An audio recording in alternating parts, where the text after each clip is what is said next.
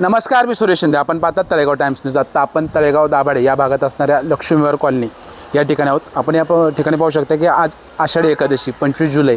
आज या ठिकाणी काही बालचमू आणि या ठिकाणी असणारे नागरिक एक छानपैकी या ठिकाणी एक प्रदक्षिणा घेणार आहे. विठुरायाचं कुठेतरी नामस्मरण करणार आहे. लवकरच आपण याबाबतचा एक व्हिडिओ जाणून घेणार आहोत. सर नमस्कार.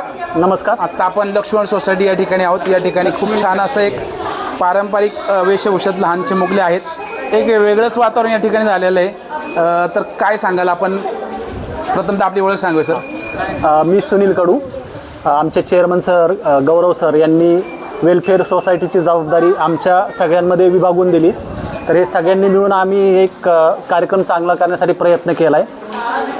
आणि ही जी वारकरी प्रत्येकजण पंढरपूरला जाऊ शकत नाही, तर आम्ही संत तुकाराम, संत ज्ञानेश्वर ह्या लहान मुलांमध्येच पाहिलेत, विठ्ठल रखुमाई सगळे. तर त्यांचं दर्शन आम्ही इथंच घेऊ.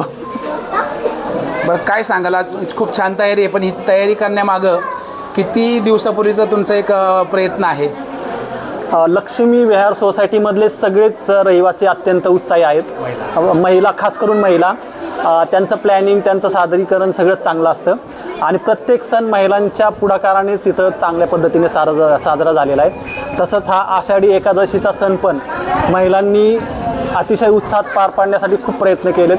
त्यासाठी कमीत कमी 15-20 दिवसापासून तयारी चालू होती. प्रत्येकाने आपापल्या परीने त्यामध्ये सहभाग घेतलेला आहे. तर सगळ्या महिलांचं लक्ष्मी विहार सोसायटी, लक्ष्मी विहार कमिटीतर्फे हार्दिक अभिनंदन. ओके सर, धन्यवाद.